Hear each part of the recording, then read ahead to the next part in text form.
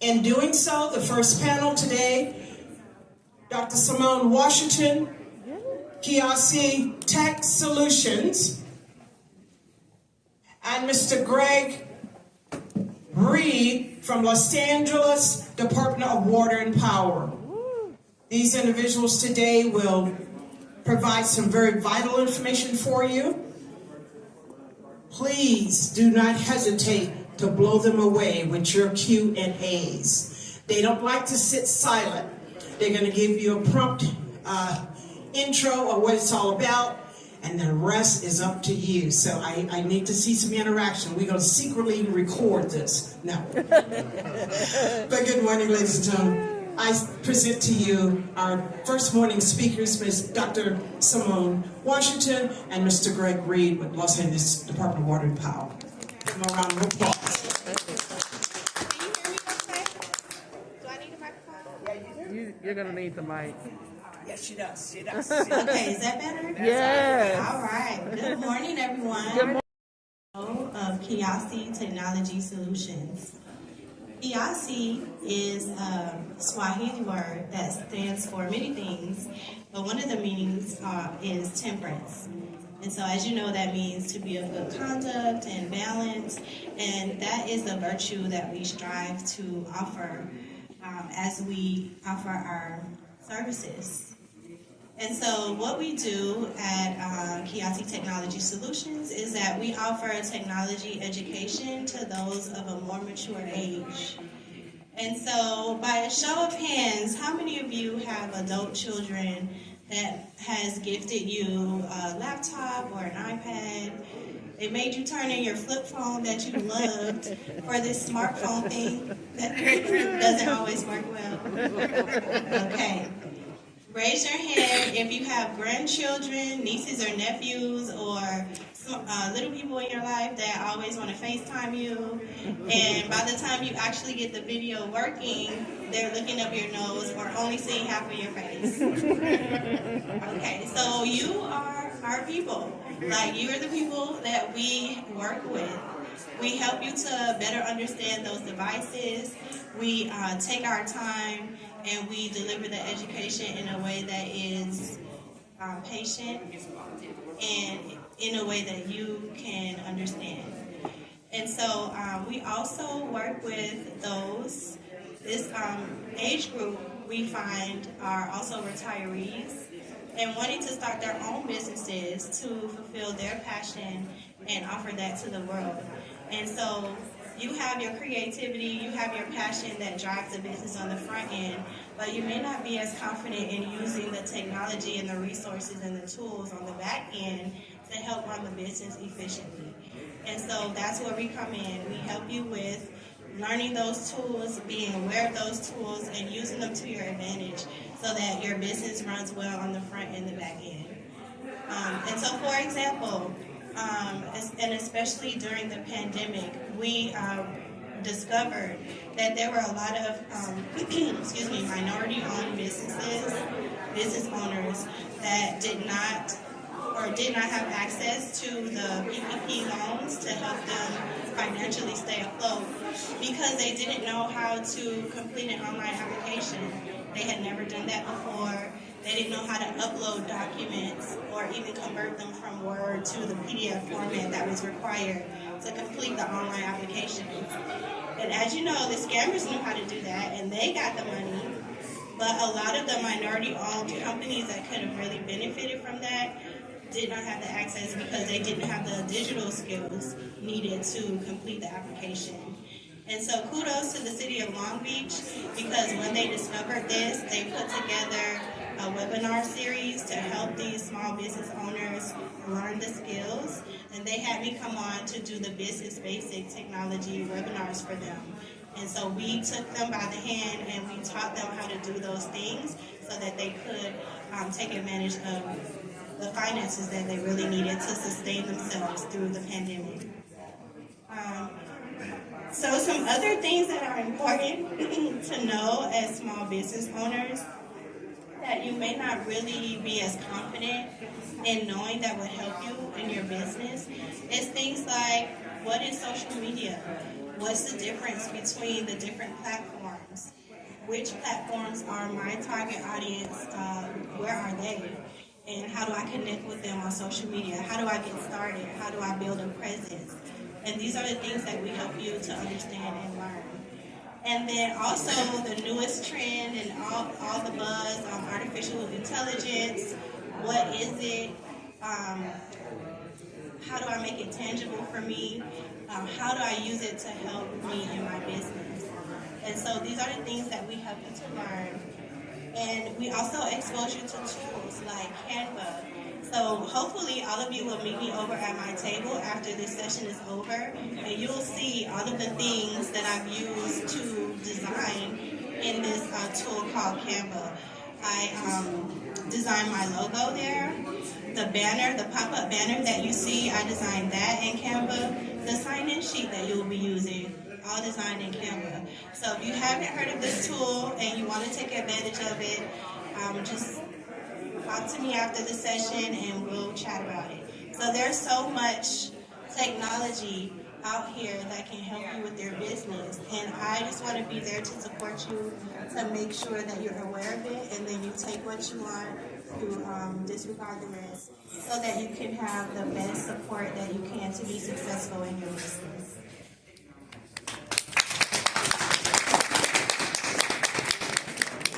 Thank you so much, Simone, and thank you everyone for being in this workshop today. I'll just introduce myself again. My name is Greg Reed. I'm with the Los Angeles Department of Water and Power, and perhaps I'm kind of old school. I do have a PowerPoint to kind of run through our conversation this morning, and so perhaps if you could help me with queuing that up. And the next slide is just kind of a quick overview of who I am. And my role with the Department of Water and Power is serving as your Office of Diversity, Equity, and Inclusion. And so with that being said, the scope of my organization includes human resources, workforce development, recruitment, supplier diversity, also community engagement, corporate sponsorships, culture management for our 11,000 employee organization, as well as supporting community engagement around clean energy transformation for the city of Los Angeles. So that's quite a bit, but the next slide kind of shows a few graphics to further demonstrate some of the work that we're involved with. And so you can see from the photos there that workforce development is a big part of what we're doing. And perhaps you might notice an interesting commonality for all of those photos. Does anyone notice? Okay, I think I hear someone can say it out loud. Women. Women, right? Let's say it together, women. Women. Right? And so with DWP, we are very intentional about diversifying our workforce. That's in terms of racial diversity, as well as gender diversity. And you can see the photo on the far left. It says women in the trades. And so we're all about bringing women into the skillcraft arena. That means our operators, our instrument technicians, those individuals who earn six-figure salaries, not requiring a college degree, and are able to help run our power system and help run our water system to bring electric and water services to 4 million residents and businesses in the city of Los Angeles. In addition to that, I have a few graphics in there that indicate our program called Power by Equity. And what that is as we transform the city of Los Angeles to 100% clean energy, we are intentional about making sure that that work is equitable. One example of program in that arena is bringing fast EV charging facilities to all Angelenos, with the priority of locating fast EV charging infrastructure in communities that don't have other alternatives. So specifically underserved communities, disadvantaged communities, black and brown communities, to locate fast EV chargers in our communities so they can have access. That may be one of the important barriers to EV adoption. When you look at the statistics, where are EVs being adopted? In the more affluential areas of the city. So how do we have greater equity? Well, we need to have the infrastructure. Not everyone can put a charger in their apartment. That's right. right? You know, not everyone can put a charger on their rental home. And so if we could bring fast EV charging infrastructure to our communities, then that gives them the opportunity to adopt EV. In addition to that, the other graphic says equity in infrastructure. Uh-oh. Hello? Yeah, sure. All right. The equity and infrastructure project is an intention around our investments. It's going in and out. Okay. I don't want to put the mic down because I'll lose my voice. But I just want to quickly say that equity and infrastructure is all about the investments that we're making. Clean energy alone is an investment of $60 to $90 billion over the next 10 years. That's a B, billion with a B, 60 to 90. If we don't do anything differently, then chances are a lot of that money will flow to communities that don't look like you and I. And so we are very intentional about making sure that we transform the way we invest in infrastructure that open up the door of opportunity for historically underutilized businesses to be a part of the important work that we're doing. On the water side, we're looking at 100% sustainability, and that's another $30 billion. So you combine those two, we're upwards of $100 billion of investments over the next 10 years. How do we make sure we're doing that equitably? Next slide is just a quick highlight from a culture perspective. One important facet of our culture is having employee resource groups in our organization. And I'm very proud of the 5 that I'm showing here. Society of Women Engineers, the National Society of Black Engineers, the Society of Hispanic Professional Engineers. Those are 3 national organizations that have chapters at DWP. I happen to be a part of the group that started NSBE, National Society of Black Engineers, and served as the first chapter president when we launched in 2020. And now it's 4 years, running strong. I'm a member of all 5 of these groups, the other 2 being Aspire, which supports our Asian American Pacific Islander Native Hawaiian population, and of course Pride. And by the way, happy Juneteenth, happy Pride Month. And our Pride organization supports our lesbian, gay, bisexual, transgender, queer employees, and I'm a part of that group as well. And so this helps to make sure that we create a culture of acceptance, belonging, not tolerance, right? You know, tolerate these people? No. Acceptance, belonging, and embracing all of the diversity of Los Angeles. And this is a very important part of making that culture happen at DWP. Today, DWP is 28% white, 72% non-white. That's a very diverse organization, right? On the gender side, it's 72% male, 28% female. I might have that number wrong. I think it's 22% female, 78% male. We got a long way to go in terms of gender equity. But, you know, it's a journey, right? You know, we have not arrived, and we're continuing to make efforts in terms of culture, in terms of intention, in terms of workforce development. And, you know, I'm here today because we want to talk about supplier diversity and making sure that our women-owned businesses are uplifted, our black and brown-owned businesses are uplifted in the work that we're doing through the department's investments. The next slide. So that brings us to today's topic, which is supplier diversity. So I have our table here in the exhibitor space, and I have my team here who's ready to interact with you and help discuss contracting opportunities that we have that you may want to consider, and to help, you know, register onto our platforms so that you can be a part of what we're doing. So with that, the next slide showcases some of the elements of our supplier diversity program, and that includes focusing on mandatory subcontracting. So we focus on the certification of small business enterprise and disabled veteran business enterprise. And we establish mandatory minimums for the contractors to make sure that they're spreading the work with other businesses. And so with that, this is moving away from the racial and the gender-based approach, which was minority-owned business, maybe women-owned business, weeby, so weeby, and also under what they call a good faith effort. It wasn't mandatory, it was good faith. because of Proposition 209. How many are familiar with Proposition 209, by the way? Okay, not all of us, but in the 90s, you know, taking it back to the old school, under Governor Pete Wilson, there was Proposition 209 that ended race-based decision-making. And that's in the university system, in terms of admissions, that's in terms of hiring and government jobs, and then also in the public contracting arena. So where there used to be opportunity to have set-asides for minority businesses, set-asides for women-owned businesses, government can't do that anymore because of Proposition 209 in the 90s. And believe me, contracting for black businesses have gone through the floor as a result of that.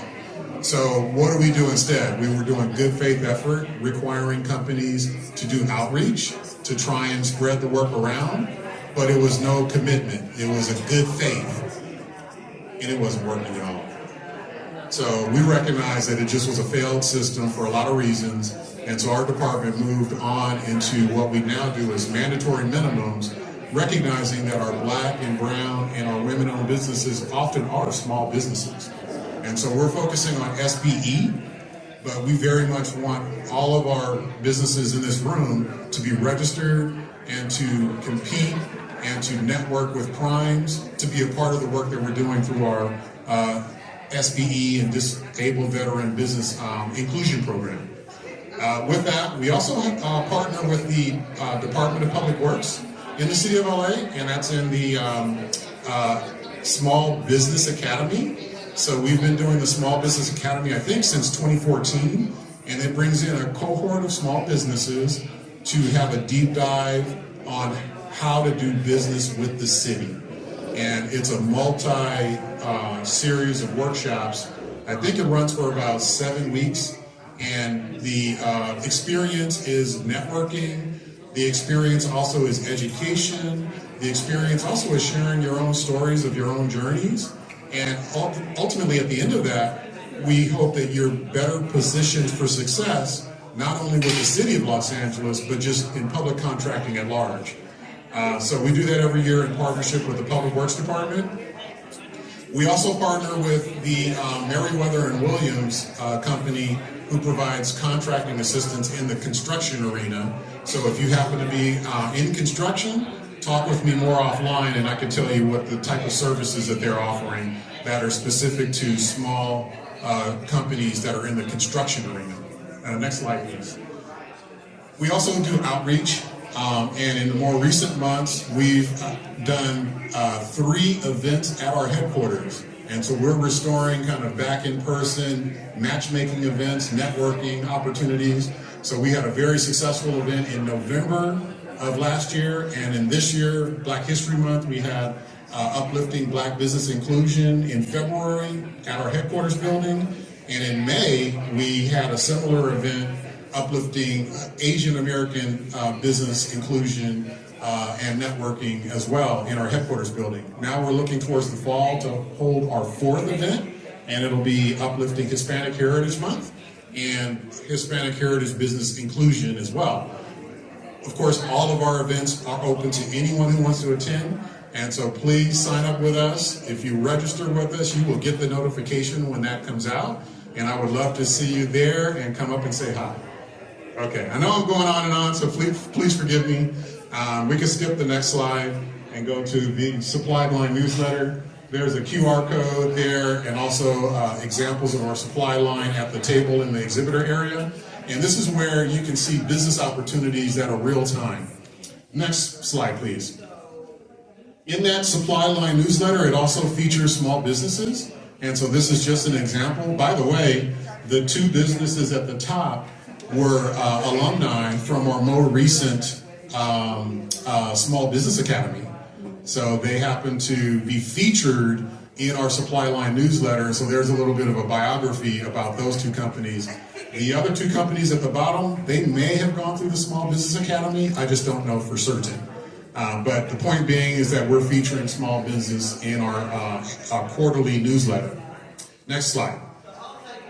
This is also a printout of the spreadsheets that you'll find in the supply line that literally lists each of the contracting opportunities that we have. And those contracting opportunities are organized around our water system. You can see the top, it says water in blue on the left. And then in the middle, you can see it's power in green. So those are the power system contracting opportunities. And then on the far right in orange is the, they call it the joint system. That would be like your shared services between water and power, like accounting, human resources, those kind of contracting opportunities. And so you will find materials, professional services, construction, all laid out in the timeline, the dollar value of all of our contracting opportunities. Okay, next slide. And maybe I've touched on this, we're buying materials and equipment. We do construction, of course. We hire professional services and a whole range of business services as well. Next slide. The way we do that is through a competitive bid process. And there's two primary vehicles, invitation to bid. That's kind of like a lowest bid, we're buying on price. And the scope of the services are very well defined. The other is the best value, or the request for proposals. And that's where we're looking at not only price, but we're looking at qualifications, we're looking at technical approach, we're looking at experience, and we're looking at best value. So RFPs and low bids are the primary vehicles for purchases. Next slide is how to get plugged in to what we're doing. And again, this table that is in the exhibitor hall, you can access that same information, and we even have someone who can help you register with our systems if you have time to do so today. All right, so with all of that, now on to the kind of the main thing, which is technology. All of that was to set the stage for what we're doing at DWP as it relates to technology. And I mentioned, we're an 11,000 employee organization. Our annual budget is approximately $8.5 billion for this coming fiscal year. And with that being said, we're serving electric and water services to 4 million residents and businesses. We have a strong information technology department to support all of that operations. And I just want to take a moment to acknowledge my colleague, Alex Serrano, who is sitting in the front row, who also works in our IT department as well. He's here to help answer questions that I might not be able to answer. So he's my crutch. But with that being said, I want to touch on kind of the IT environment at DWP, starting with the cloud environment. We are moving our platforms onto the cloud. And perhaps that's like, okay, really? We're talking about in 2024? We're a public agency. Sometimes we might not be the early adopters, but we are making efforts to move our environment to the cloud. And that provides a number of benefits. So we're moving away from on-premise type solutions. That allows for us to maintain timely updates to our applications, which when you're in an on-premise environment, those tend to get outdated for a lot of reasons. Helping us also use more modern software applications and possible innovation as well. So it really kind of creates a new environment. Also, when you think about going from on-premise to cloud-based solutions, it becomes more of an intuitive environment even for our workforce. And so when you talk about the workforce of tomorrow, well, guess what? You need to have the work environment for tomorrow too. And so by moving into the cloud arena, that's going to help DWP really position itself to remain an employer for choice and to also have the kind of engagement with our employees and with our customers so that everyone can get the kind of experience that they're accustomed to. Like, I see the iPhone right there. It's like we have that kind of technology, but when we go to the work, it's like clunky and outdated. Really? So moving into the cloud environment helps us modernize the experience both for our customers as well as for our employees, and it helps us, have a platform that will be able to integrate innovation more readily. We also have cybersecurity practices at DWP, and as you can imagine, with all of the critical infrastructure that we're responsible for, we cannot withstand threats to our infrastructure. Imagine cyber threats shutting down the power grid in Los Angeles. 4 million people without electricity. We don't want to think about that. So cybersecurity is real, cyber threats are real, and we are very progressive when it comes to cybersecurity. We also have a strong fiber optic network and infrastructure at DWP, and that provides support for data transfers and moving data around our system and our facilities.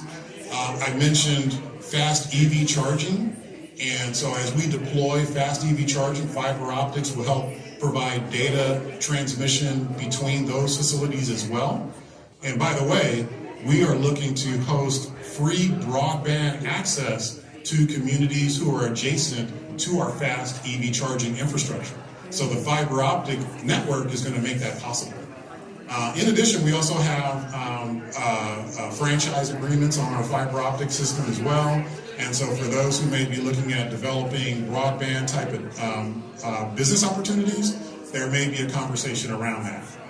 The last thing I'll talk about is AI, and I think we're taking more of a cautious approach towards AI. So again, government isn't the early adopter with AI, but I recognize that as we modernize our platforms, as we move into more of a cloud environment, there certainly is a big opportunity for us to leverage the power of artificial intelligence, machine learning, but there also are the ethics considerations. There's also the privacy considerations. There are a number of policy matters that really need to be kind of firmed up before we fully embrace an AI approach within a government context like LA Department of Water and Power. Next slide. Continuing our initiatives, and I'm sharing all this just to kind of give you all the context for DWP's technology environment. So in the area of moving into the cloud, we have a big initiative to embrace Workday. Workday is going to be our human resource, payroll, financial management platform for tomorrow. We are in the last leg of implementing that project right now. And so it's an exciting time because we're moving from mainframe-based applications to a cloud-based solution. What took us too long? So with that, Workday is planning to be deployed in next year. And following that implementation, we are also going to migrate our supply chain platform into the Workday environment as well. So that'll be a part 2. We also are working towards implementing a smart grid. What is a smart grid? Smart grid is having meters at your homes and businesses, electric service meters, that can be automatically read real time by our systems. Today, it's a manual reading process. We literally send meter readers out across the city to read the meters on a daily basis. And that certainly is a traditional approach, and it's what we have been doing for many decades. But there is technology that we are ready to adopt, which can allow for that to be automated, and it'll do a number of things in terms of providing real-time data in the hands of customers so that they can make informed decisions about their power usage, maybe even their water usage. If we're in a heat wave and the air conditioning is kicking on while they're at work, a customer can say, hey, wait a minute, let me turn that off remotely from my job, right? So automated metering and a smart grid can give that power to our customers. From a business side, it also gives us the ability to understand more granularly how our grid is performing, because if we see spikes, if we see outages, we'll be able to see that real time because the meter data is being fed into our system, and we can adapt, respond faster to outages because of that. So it's an exciting time in terms of technology transformation for the department. So now that brings us to the business opportunities. So if we can go to the next slide. So some of the emerging opportunities that are on the table right now is our customer relationship management system, and we're looking to upgrade that. The RFP should be coming out in July, and it's valued at a $38 million level. And so with that, as you can imagine, having the engagement with our customers, understanding the full relationship and all of the touch points with our business customers, with our residential customers, various different customers who have different needs. Some of our customers may be in our Easy Save Lifeline programs. And so having that intelligence helps us better serve our customers, both when they reach out to us, but also our ability to reach out to them. So we're looking to upgrade our CRM, and if that's something that you may be interested in, they have opportunities coming up in, looks like July. We also are looking to secure services around our mainframe application support services. And I mentioned going to the cloud. However, we do have mainframe systems, and we need to keep them alive until we fully migrate to the cloud. What does that mean in terms of business opportunity? Well, this contract is pulling in companies who can bring expert knowledge from legacy systems. That may not be an easy thing to do because the legacy systems are so old. But for those who have experts who may have come from industry, who may be retired but want to get back into the business, well, this is an opportunity to bring those who knows COBOL programming, Fortran, all those legacy languages who can help DWP keep its systems alive. So that's what that's all about. It's valued at $12 million. It's coming up in January of next year.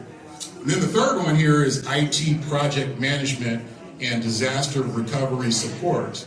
And so what we're looking to do on that one, and it's valued at $8.5 million, is disaster recovery involves resiliency from, like, for example, if we have a major earthquake and we have a disruption in our IT infrastructure.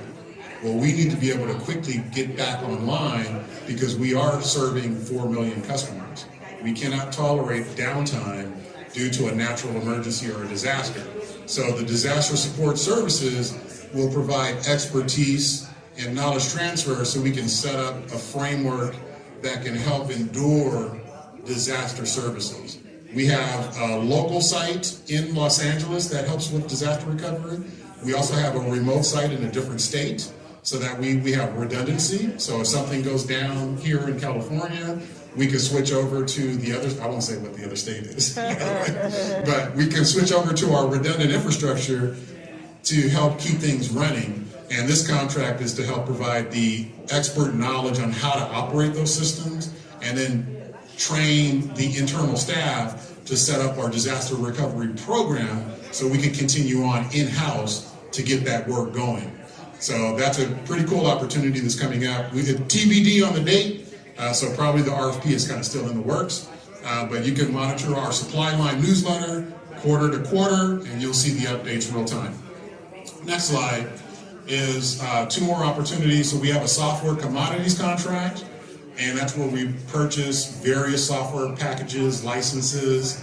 A lot of that work really entails kind of like distributor, middleman type opportunities where you're working with the original software manufacturers to get that software license to the company, and that's valued at $500 million. We buy a lot of stuff through that contract. And then lastly, we have our geographic information systems upgrade, and we're looking at, I believe that one is actually being bid right now, and that's a $20 million value project. Geographic information systems marries the location along with the operational data so we can see things visually. And so if you're in that space, GIS, Geographic Information Systems, the bidding is in progress, and that's a value of $20 million. Next slide. I got 3 minutes, so let me wrap it up here. I just want to quickly share with you a non-technology project. We're looking at renovating our headquarters building in downtown LA. Maybe how many are familiar with our headquarters building that's shown on the slide? We literally are going to renovate that building from top to bottom. Wow. We will be depopulating out of the building and bringing it down probably to the studs. And I share that with you because if you have colleagues who may be in the construction business, I want to make sure this project has supplier diversity written all over it. It's a high value project. It's going to be bidding in November, and it really is going to be a monumental project. There might be some technology facets to it, in terms of wiring for communications and different technology facets. So for those of us who are into the technology arena, there may be some important partnering opportunities for that as well. So with that said, I'm going to close out here. I've already talked about the next slide, which is our small business and our disabled veteran inclusion programs. And then the next slide is our upcoming events. So we have our next Small Business Academy in the fall. We also will have, I mentioned a moment ago, the Hispanic Heritage Month. So we'll have a supplier diversity event, networking during the Hispanic Heritage Month. And then we also will be doing some information sessions around the building modernization project so that we can continue. Got turn that one off by mistake. So we'll be doing some information sessions around the building project so that more people can know what the scope is and to start to consider partnering to position oneself for that opportunity. So with that being said, I'll close my remarks there. We do have our contact information for those who want to reach out to us, and I have my team at the table ready to interact with you as well. So thank you so much for your time. Thank you.